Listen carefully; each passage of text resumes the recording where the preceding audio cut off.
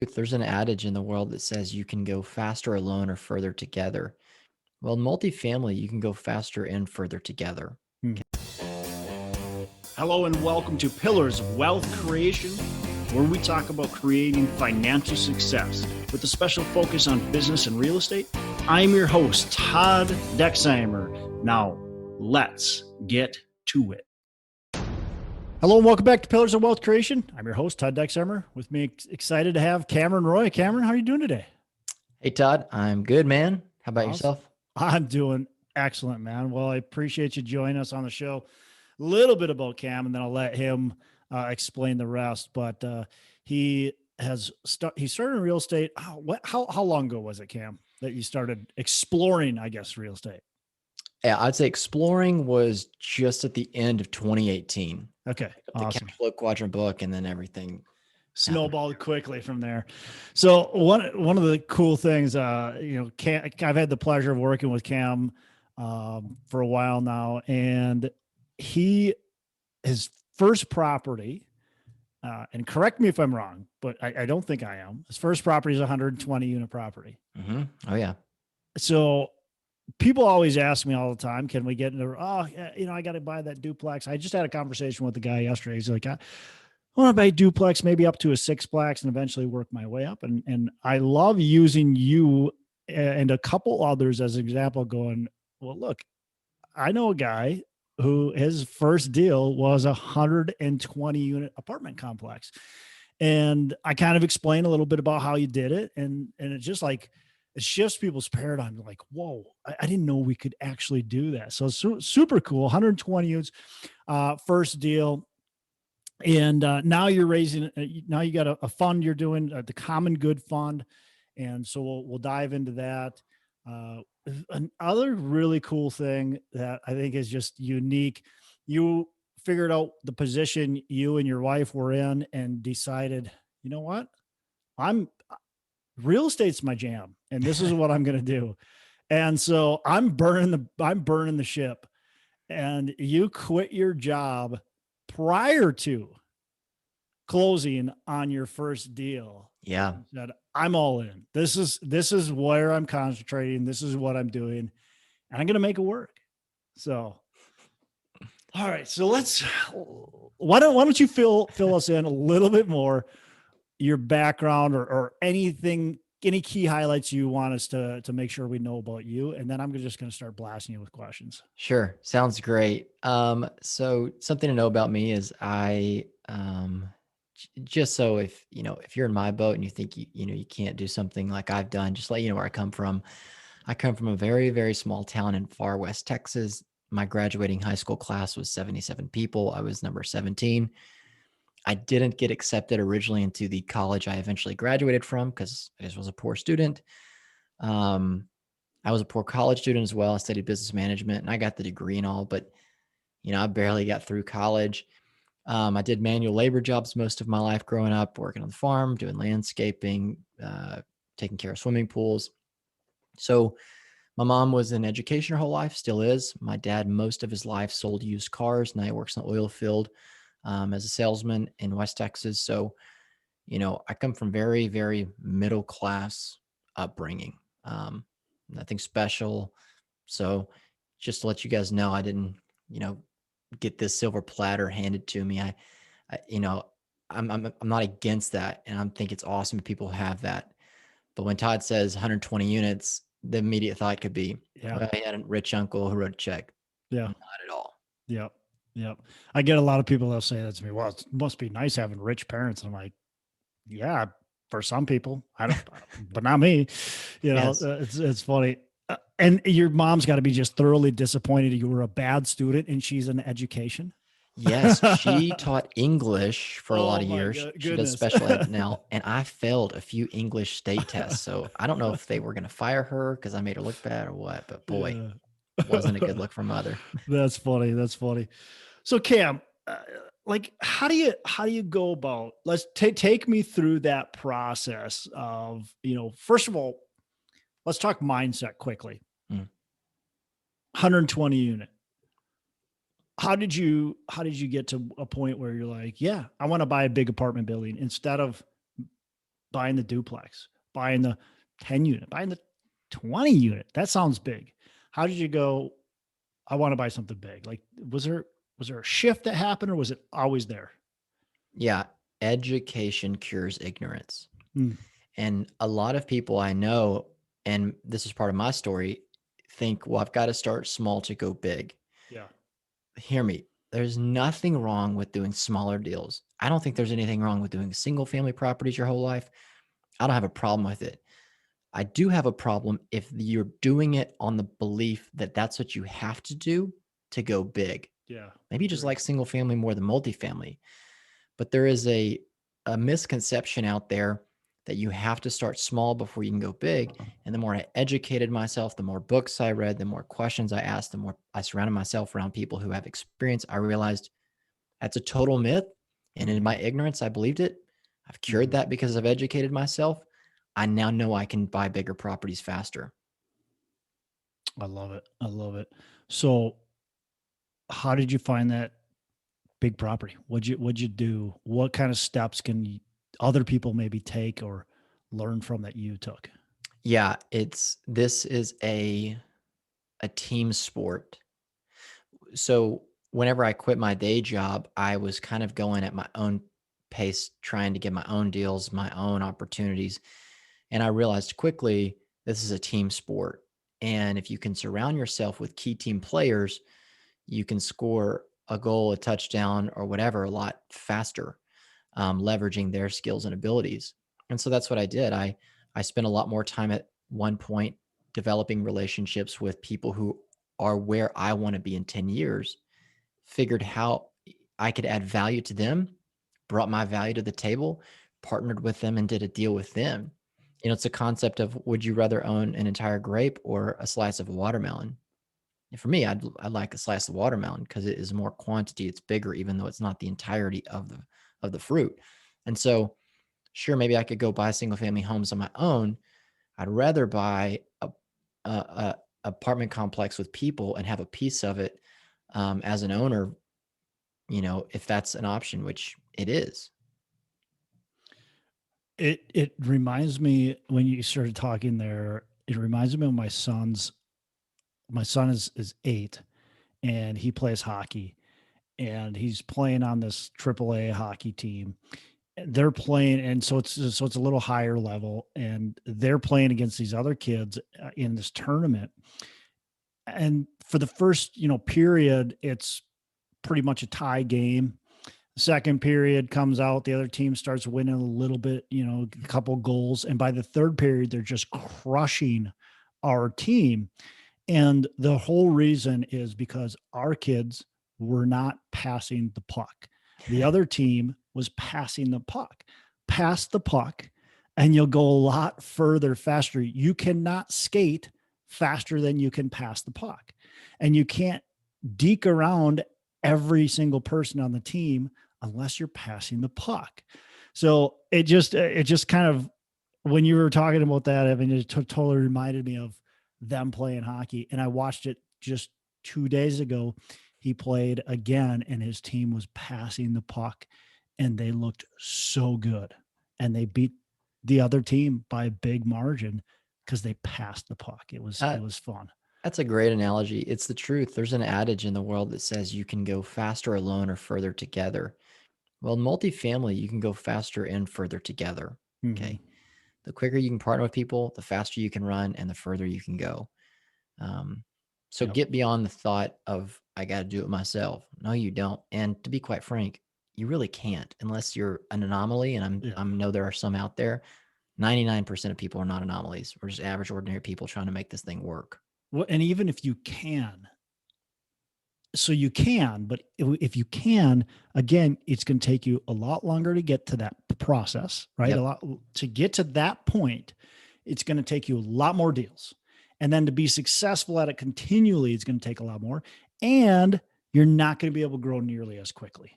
Right. So, 100% agree. sure, can you do it by yourself? Yes. But can you do it better with others? Absolutely. I love it. So, you did that deal. What next? Where, like, what are you doing right now? I know you got a couple things going on, so let's talk about where you're going, where you're at right now. Yeah, sure. So throughout the process of that first deal and just being involved in this world of multifamily real estate, I learned along the way too that there are things that I'm good at, there are things I'm not good at, and there are things I like doing and not like doing. So I know how to underwrite a property. I know how to do diligence on a property. I know how to do a lot of things. But what I've learned and discovered my gifts are and things I'm really good at is investor relation, raising capital, connecting with people who want to passively invest in real estate. Maybe they love their W 2 job or their 1099 or whatever, and they don't want to be actively involved in multifamily real estate just passively. I love connecting with people like that and providing them deal opportunity. So, what I'm doing now is I've created a fund to funds model to where instead of me going out, finding the deal, underwriting the deal, I'm partnering with really good operators who I know, like, and trust, already have good relationships with, and I'm going to help them solve their capital problems. So they get good deal flow because they're experienced, they're on the first call of their broker's list. And instead of compete with those people trying to shove my way onto that list, I want to come in and support them in the secondary position as a capital partner through a fund I'm creating. And so it's called the Common Good Fund. And, you know, our goal and aspiration is to partner with people who have an impact mindset for the community, for the tenants, for everybody involved. So we love operators that love to give back. So in some way, shape, or form, their deal or their operations need to support in some way giving, generosity. And it's not just so much of a monetary thing, although it is. Like, we want to know that these people truly care about other people rather than just their own pockets. And so we're only deploying money from our fund into good deals that we like and vet, into good operators that we know, like, and trust. Are you guys participating in any of that giving, um, either monetarily or the physical giving? Is your common good fund doing any of that as well? Yeah, every single deal we do is going to be influenced directly through the asset and the profits in the asset to nonprofits, organizations, charities that we all agree upon. I heard an investor recently, I was talking to them kind of about this model, and they said, it's kind of like passive philanthropy. I get to be philanthropic and I get to make a return on my investments. That's a win-win for a lot of people who, especially who are older and want to start moving Yeah, into legacy living. So yeah. that's really cool. That's really cool. I get a lot of investors that like the idea. We try to do a lot to give back to the communities and to our residents, and I get a lot of investors that are very attracted by that. And I don't force any of them to give. I've thought about doing it, like thought about just making it part of the raise, but I haven't yet. Um, but either way, they just love that idea. And so I think that's amazing. I love the name, the Common Good Fund. I think that's really cool. And so yeah, that's exciting. Do you have any deals you guys are looking at? Have you put money into deals yet, or is it where are you at with that? Yeah. So real quick, just since you love the name, I just wanted to tell you where it came from. And so my business partner and I, just for everybody knows, we're guys of faith. We have a personal relationship with Jesus Christ. And in Corinthians, Paul's talking to the church and they're arguing about their spiritual gifts. So I've got tongues, or I've got healing, or he's got prophecy, or I want this one and that one. And he says, each one of you is given his own gift for the common good of man, to Hmm. serve the common good. And my business partner and I have realized we are not the end all be all for anybody. We're just taking our skills, abilities, and competencies and partnering with other people who have, value adding competencies, putting all of our resources together for the common good of the tenants, of the investors, of the operators, using all of our individual gifts for everybody's good. So that's where the name came from. That's beautiful, man. I love that. Um, and as far as what we have going now, yeah, we're actually closing at the end of this month on a 384 unit Hmm. property in Florida. And so just grinding, getting all that squared away, raising capital for that. It's a big, big purchase, cool opportunity, great operators that we're partnered with. And so it's go time right now. Let's talk about tips for raising capital. A lot of people get pretty nervous about raising Mhm. capital. First of all, what comes first, capital or the deal? um, well, it's like, is the chicken or egg come first? I know a lot of people who have capital before they have deals, and I know a lot of people who have so much deal flow they can't source their capital. Um, so for me, what I do is being an investor relations guy, is I'm trying to make sure that I've always got capital ready to deploy, through continual building relationships with my investors and growing those relationships, so that when we find deals that we want to be part of, we send an email and our fund is just loaded, ready to rock and roll. Um, so it's who you are, what you're really doing, what you're trying to accomplish. But you have to have both. You have to have the deal and the money. And if you don't got the money, it doesn't matter if you have a deal. So I guess it depends. So let's talk tips. Tips for raising capital. Yeah, What are your like maybe three critical things that you can pass down to us for raising capital? yeah. The the thing I learned the most, and I've known this my whole life. All of you probably have as well, but it is so true in this world. Do not count your chickens before they hatch. So important. There are going to be multiple times when well-intentioned people, maybe your own family that you have great relationship with, say, yeah, count me in for 50K or count me in for 100K or whatever. And then when it's time to wire funds, you don't hear from them and they ghost you. And that is life. I mean, people have things going on. Maybe something came up and they're too embarrassed to tell you they can't invest, or they're scared, or they're just not sure, and they would rather just not have the hard conversation. But in my first deal, there was some significant amount of money that I was anticipating being deployed, with me. And I just never heard back from those people after multiple conversations about the deal. So don't ever count your chickens before they hatch. Anticipate, but don't hold your hopes on those things. If the money's not wired, they're not an investor. Um, that's number one. Two, I would say no one is going to give you money unless you ask for it. So at the end of the day, put on your best salesman hat, because we're all in sales, and ask for the sale. If the deal makes sense between you and the potential investor, and all, interest and values or whatever aligned, ask, hey, what would prevent you from deploying your $50,000 today? And have that conversation. If there is something, work through it. Maybe they're not your investor, or maybe you need to answer some more questions. But always ask for the sale, ask for the investment. Um, and then three, I would say, have your time management well managed.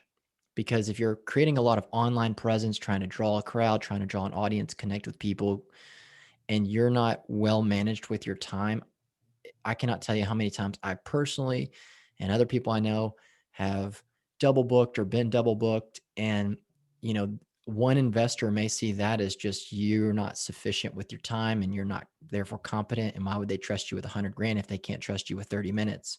So make sure that if you're going to be putting yourself out there to raise capital and talk with investors, that you have a Calendly that's really nice and updated. When you can meet, when you can answer the phone or jump on the Zoom call. And I know that may sound odd, but that just has been so true for me over the past few years. Yeah, I think that's super important. And hold your meetings too. Um, as much as you can. Stuff comes up. Quite frankly, you and I were supposed to talk at 2:30. Luckily, you had a little bit of flexibility, but try to hold your meetings as much as you can, and don't miss them.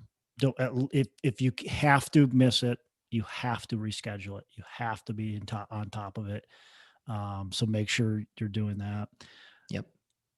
Um, I mean, a lot of it comes down to communication. I like that you mentioned don't count your money until it actually hits. I can remember my very first larger raise. I had an investor.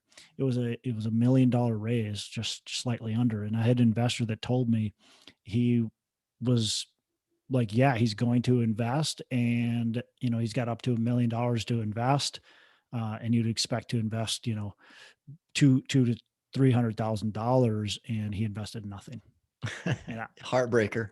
it was, and I counted on him. I mean, Yep. I approached it totally different than I approach it now, but I wasn't doing a raise like I do. I was just calling a couple people that had told me that they were going to invest, and he didn't, and several other people didn't invest in the deal. And I took it personally. You kind of take it personally sometimes. Now it's Sure. like, I don't take it personally at all. Cause like you said, there's so many things that can happen. There's so many reasons they can't invest or don't invest. And a lot of it's just comfort. Like, look, I mean, that was your first deal you're raising on. They're not quite ready, even though they like you, even though they trust you, even though they've known you for a while, they're maybe not quite ready to put 50K with you because they're just not quite sure. Like they want to see how it works out. Yeah. And you got to assume the best. I mean, if you assume the worst, then it's going to come through on your next phone call, your next Yeah. email. Like you always want to let people know in almost all cases, I assume, hey, you're there at any point that they change their mind. I like it. And I if like it. you're putting off this, hey, why didn't you answer my phone calls? Why didn't you return my emails? Versus, hey man, I just want to touch base with you. We are fully funded. Sorry to miss you on this one. Hope you're well. I will touch base with you on the next one and see if we can rock and roll. Take care. I'm here for you if you need anything. That is so much better than, hey, I haven't heard from you. Where are you? Or gee, thanks. I was expecting your 50K, but now I'm short. I mean, you have to assume the best in people, even Yep. though not everybody is the best. It just is going to do better for you in the long run. Yep. And you can't put yourself in that needy position either. No, you don't You know, want to be needy. People can smell needy from miles away. let's talk about online presence a little bit and what you've done to build a little bit of an online presence and some key things that other people can take from you. Yeah, it's one, it comes back to the mindset too. Like whenever I quit my corporate job, I remember whenever I called you and told you I did that and I was rambling on. And then after I stopped talking, you said, wait, did I just hear you say you quit your job and you don't have a deal? I was like, yeah, because I'm a syndicator. I'm not a salesman anymore. And it was just adopting this mindset of this is what I do now. This is who I am. Yep. And that will come through in your online presence and the content you post, the content you comment on, the videos you create, the podcast you create, the blogs, whatever. And so I would say, my downfall too has been inconsistency in online presence. I'll get very good about creating good content for weeks on end and then I'll lose it. And it's like, okay, there's a few YouTube channels I've subscribed to, like a good cool cooking channel, some other things, and they put out videos a certain time each week. And me as the consumer, I've gone to YouTube before, and if the video's not out that day, I'm like, what the heck? Every Thursday, 1:00, a video is supposed to drop. Like I want to assume that people are looking at me if I'm posting consistent content like that. They probably aren't because really, who am I other than just a nobody? But if I treat it like people are expecting me to put out valuable content for them, maybe to uplift them, to educate them, to encourage them, to inspire them, whatever, I need to make sure that is getting pumped out through whatever means necessary. And time blocking helps with that. Sit down a few hours a week, make multiple videos, make multiple blogs, comment around on LinkedIn, Facebook, Bigger Pockets, Instagram, whatever. But always be adding value online for free. Yeah, definitely. What's a mistake that you've made in this journey? How have you learned from it? How can you teach others about it? A mistake I've learned in this journey is saying yes to everything. I've spent a lot of money on myself in the past few years, Yeah. like investing yourself, and you need to be willing to invest in yourself. If you're not willing to invest, money into yourself, why would you think you're going to make money based on yourself? You need to be willing to invest. But there are things that I spent money on, I've spent time on, energy, mental capacity that I thought was the thing. Like once I sign up for this, or once I pay for this, or do this, or show up here, it's just going to start clicking. Not everything is necessary. Not every book is necessary. Not every course is necessary. Not every group, not every conference. And so you don't need to say yes to everything. And I used to think you did. So I've probably been on other podcasts where I've said, say yes, show up to everything. Okay. You don't need to. Be selective, show up to things that you really think you're going to get value out of. but you don't need to be a part of 3 masterminds. You don't need to have a subscription to 10 underwriting models. You don't need to read the next book. Those are fine things, but you don't really need to say yes to everything that people are promoting you buy into in this industry. Yeah, that's so cool. Let's keep on that topic. Education. What kind of things did you do that you found the most valuable? What were the education, let's call it platforms, and the type of things that you did that you found the most valuable to push you to the next level to be able to get, to where you're at today? Yeah. So the very first thing I did, which is the most valuable, as you obviously know, is connected with you and asked you to be our coach. So, I was in the position of like, okay, here's where I want to be in 10 years. Who's somebody who's already there? Can they teach me? Can they coach me? You had, a great coaching program and submitted to you just teaching for, better half of 6 months to learn all the ins and outs, the nitty gritty, the unglorified things in this business. So getting a coach is incredible, and you need a coach. Like, oh, on the job training is the best training. Like I tell people this often, like the book, The Cashflow Quadrant, to me is more valuable than my D1 business degree education. It just is. Yeah. And you need to be willing to invest in your education. I joined a mastermind, and from there I met some business partners and I've had some deal opportunities. So I am part of a mastermind community of people I know, like, and trust, and have a lot of similarities with. So getting around people that are running, if what's a rising tide lifts all boats. Like if Yep. you jump into the Colorado River and it's moving, whether you like it or not, you're going to be swept off your feet and moving. So get out of those stagnant pools of water and find where the water's flowing and cannonball in, and you're just going to be moving. Yeah.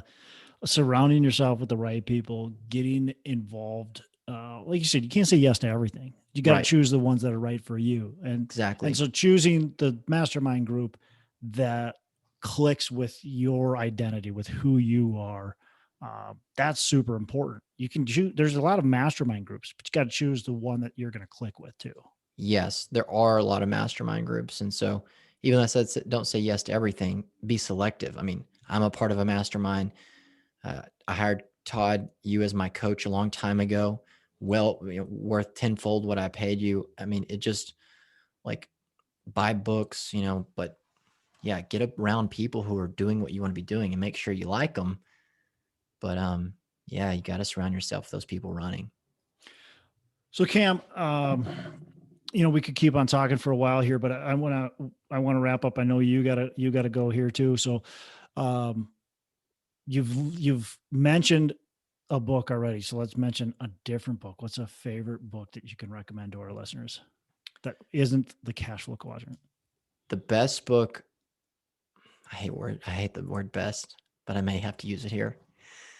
The best book I ever read that inspired me, that encouraged me, that made me believe I could do multifamily real estate was Multifamily Millions by David Lindall. And it was I love recommended that to book. you whenever you were, coaching me. Yeah. And that book was so easy to read, so good, so valuable. Just inspiring me where I come from, who I am, what I haven't done in my life, that I could do this. I could buy apartment complexes. I could syndicate deals. I could raise a lot of money. Yeah. I could have a giant portfolio. So that book is huge. That's awesome. I love that book. Last question. What are your 3 pillars of wealth creation? What are my 3 pillars of wealth creation? Yep. Wow, that's a great question, Todd. Give me one of yours so I can know how to reference that. Look, it could be anything. Either it could be, a lot of people answer like, hey, about real estate and businesses, that type of stuff. Or a lot of people will say, more on, look, you need to have faith. You need to have, that type of stuff. So, Yeah. Okay. So my 3 pillars of wealth creation are: see everybody as a person of value and seek to add value to them. ooh, I love that. I've never heard that one. That's great. Have a generous heart that flows out through your hands, and always be willing to serve. even if it's the dishes at Christmas, be willing to serve. And I really believe, just through people I know, stories I've heard, the faith I have, that you live like that, you do those things, the world is yours and all that is in it. Yeah. Powerful, man. Powerful. Well, we're going to capture that and we're going to send us off on that note. Cam, how can our listeners get in touch with you, learn more about what you got going on, talk to you about the Common Good Fund, all that kind of stuff? Yeah, for sure. You can email me. You can go to Cameronroy.com. That's my email address. My website's Cameronroy.com. Have a podcast I'll be releasing in the near future called The Multifamily Millennial. Talk about just stories of the multifamily investing world and how it's changed people's lives. I'm on LinkedIn, Facebook, and I love talking to people. So I'm happy to connect with anyone, be a resource, answer questions, whatever. Cam, I've been waiting for your podcast to come out. When's it coming out? It should be coming out. Give me a date. Give me an actual date. I want to know. And that way my listeners too can mark that on their calendar and know when they can listen to you. Because it's like the words that you say, some of these words, like I want to keep on hearing more, man. Okay, so you can hold me to July 31st.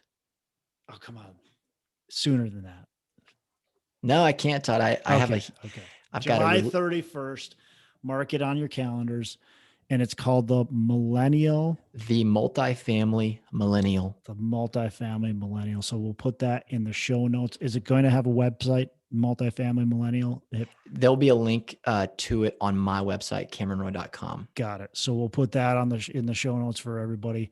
July 31st, you're going to be able to listen to Cam all the time. Yeah, y'all got to listen because I'm going to interview Todd and you'll get to hear me grill him. Love it. Well, appreciate you joining us and you have a fantastic rest of the day. Thanks, Todd. I appreciate you, man. Always.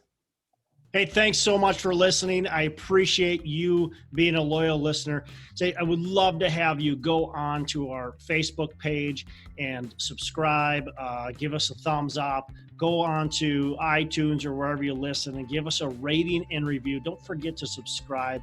Your rating and review just helps us push this out to more and more people and continue to grow our audience and hopefully positively affect a ton of people out there that really need this and want this. So the other thing I've got for you is a free ebook on my website. So go on to venturedproperties.com, and download our free ebook on real estate and on syndication. And I've got some data points in there, some really good stuff for you. So I'd love to have you take a look at that. It's free. I'm not expecting anything from it.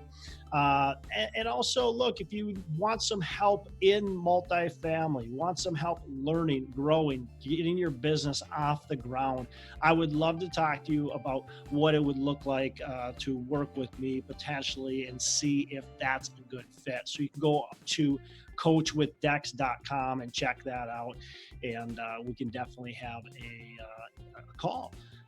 Thanks a lot for listening. You make it a fantastic rest of the day. I'll catch you on the next episode.